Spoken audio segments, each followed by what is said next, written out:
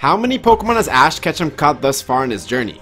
Ash currently has ownership of 77 Pokemon, including all 30 of his Tauros, including his pre-evolved forms, traded, released, and given away Pokemon, not including his extra Tauros. In total, Ash currently has officially owned a total of 98 different Pokemon species. But let's talk about the 77 of his Pokemon. They have varied in types, with him having at least one representative of each type. I will go and discuss my least favorite Pokemon of each type, and if this video gets, let's say, 200 likes, I'll make a video of my favorite of each type. We have 18 types to discuss, so let's just cut to the chase and get started. The type that Ash has the most individual Pokemon of, not including duplicates, is Flying with a total of 14 different Pokemon. My least favorite Pokemon would have to be half normal type. Oh, well, it had to be a regional bird Pokemon. Oh, the one that's gray and black. Oh, okay, it's Unfezant. To me, every other flying type that he's had has just been more iconic. Don't get me wrong, overall I think that Unfezant is definitely underrated and deserves more recognition, but at the same time, when compared to every other regional bird Pokemon, she just doesn't seem as iconic. Maybe if she had a rivalry with Trips Unfezant, she would have been more memorable, but I'm sure she's going to perform a lot better against the other normal type Pokemon.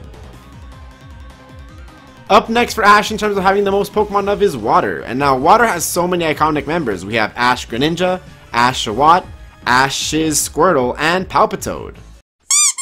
This does look like it's gonna be a Unova hate video, but while it's not, it's just that the show didn't really do much with Palpitoad even in Unova. In fact, one of his more iconic moments is now when he was teaming up with Gible and being overly affectionate with Goh. I remember there was even a group of people thinking that Goh would take him. Regardless, not even is it a tough fight because all of Ash's other water Pokemon are just subjectively cooler and more iconic to me. Even his own series in Black and White did him dirty, making Palpitoad the most forgotten water type Pokemon. Sorry, Palpitoad. Up next we have normal types, and this time I'm gonna choose Noctowl. A great Pokemon because of the fact that it's Ash's only shiny Pokemon, but it just didn't do enough when being compared to Ash's other normal type Pokemon. Besides the Morty fight, Noctowl's job was popping Team Rocket's balloon, and that's basically it.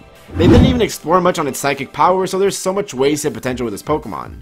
Normal was a hard type to choose from for my least favorite Pokemon, but I'm generally attached to all of his normal type Pokemon. But if I had to pick one, it would be Noctowl. Grass is represented by a nice group of 7. Out of the 7 of the 6 Pokemon, they are starters, so naturally my least favorite is Torterra. Yeah, I just didn't care for him, which was tough since Diamond and Pearl was such a great series. I just felt that his character arc was the least interesting. For starters, I didn't care for him much as a Turtwig, and as he kept evolving, he became less and less interesting. Torterra was left in the dust basically by every other Pokemon on Ash's team at that point. A Battle Frontier arc with him clinching the win against Palmer's Rhyperior could have redeemed his character by a mile. Ash has 4 Fire-type starters and 3 non-starters, so my personal least favorite would be Torkoal. The first one representation on this list, but for good reason I think. His Fire types have been Pokemon that have had their fair share of the limelight, and aside from Quilava, they are almost at ace level for him. Heck, 3 of his strongest Pokemon period are Fire types. When compared with that list of Pokemon, it only makes sense why Torkoal is getting the axe here. Torkoal may have done well against Brandon's Registeel, but everybody else just had bigger accomplishments and won more battles. Okay, let's just move on to the next type. Even Torkoal doesn't want to continue this.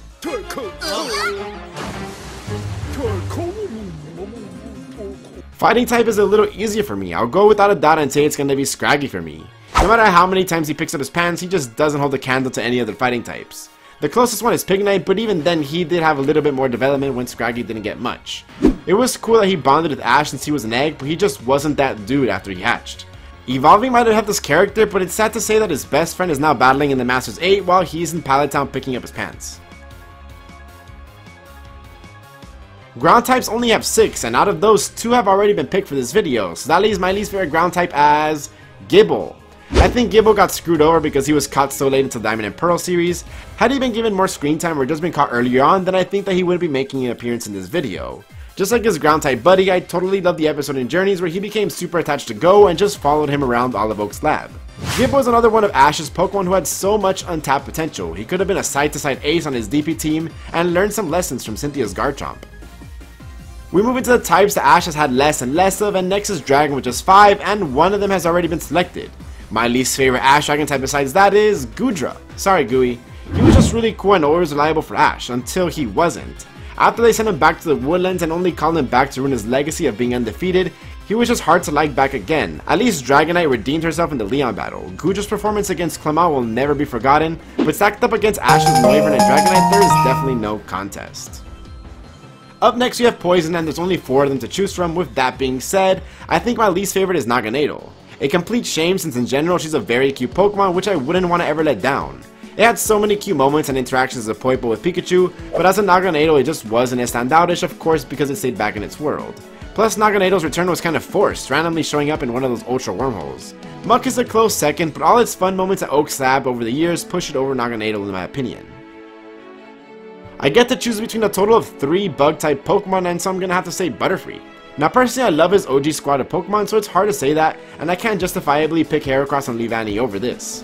Butterfree got super unlucky being Ash's first of just about everything. His first capture, first evolution, first fully evolved, first traded, and even first release, but it just got released within 20 episodes of being captured and was literally barely used until then, outside of the first few episodes where it was obtained. I really love his appearance at the end of Pokemon Journeys. I'm glad they did my boy right. The Pokemon team did a good job of having him appear again, but that still wasn't enough for him to not become my least favorite bug-type Pokemon of Ash. Dark types have only 2 choices, and it pains me with my heart to give this to another Unova Pokemon, but it does have to be Krookodile. A complete shame since he's one of, if not Ash's best Unova Pokemon, but when compared to Ash's Greninja, he kinda gets swiped completely. Considering that Ash's Greninja is one of his most popular Pokemon, but also one of his most fleshed out Pokemon, it's kinda easy to see why I made this choice. Krookodile was kind of a weird ace in that compared to the other aces, he's just a strong Pokemon, but doesn't really have a good story to make the viewers attached to him. Krookodile ran rampant around trainers all over Unova, but sadly when compared to Ash's other Dark-type Pokemon, not you, he just didn't have what it took. Now we really thin out the crowd as these Pokemon have either 2 or less of each type. Ice-type only has 2 Pokemon ever caught by Ash Ketchum, those being Glalie and Lapras, so if I had to choose one that I dislike more than the other, it's gonna be Glalie. Lapras is just too iconic and tied with Orange Islands, and that's an arc that holds a special place in my heart. To me, I think that with my childhood and watching episodes right after finishing elementary school, and also before going to school too. Glalie was a fun character and the real MVP of the Hoenn League, but like Gibble, I think that it suffered of being late captured in the Advanced Generation series. Or maybe if Snorunt traveled with Ash through Sinnoh and evolved into Froslass, it could have been more special. Rock types up to now have just been Boulder and Lycanroc. Both of these Pokemon are single types, and it really shows how much Ash respects Brock since he only got 2 of these things. My least favorite Ketchum rock type is Boldore. Was it even a question? Boldore was quite a snooze fest of a Pokemon sadly, as it really didn't have the potential to do much more. Had they been kind enough to let Boldore fully evolve into Gigalith, he could have been one of Ash's coolest Pokemon period. They could have left him in as Roggenrola to be a little cute Pokemon that had great interactions with others.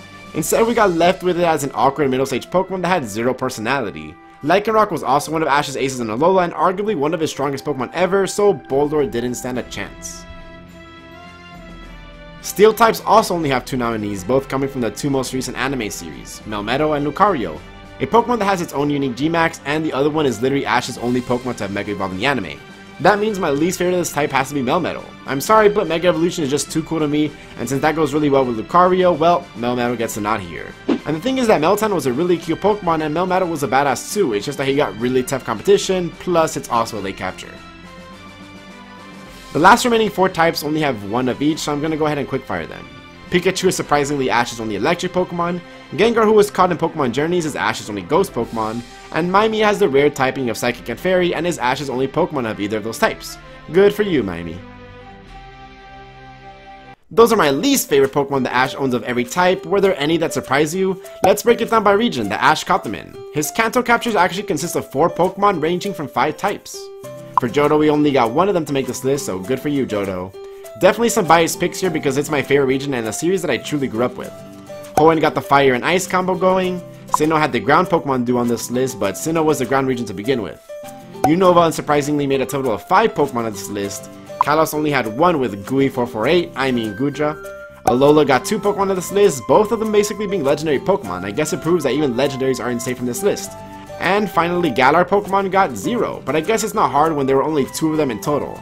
I would love to see your least favorite Ash Pokemon type in the comments below, or heck, you can even make a video on it too, and I'll be sure to share it in my community tab and shout you out if I make a video next in the series. Remember, 200 likes and I'll make a video going over my favorite of Ash's Pokemon by each type, so be sure to hit the like button if you made it this far into the video. A big shout out to my channel members who you can see on screen right now. If you want to join and have access to these sick emotes, then hit the join button. It's less than $1 a month and helps keep the channel up and running. If you don't want to do that, you can go ahead and join my Discord, the Pichu Bros Posse. We have almost 700 members and are a fast growing Pokemon related community, but we do play other games too. And finally, if you made it this far into the video, I just want to say that I truly Truly appreciate you.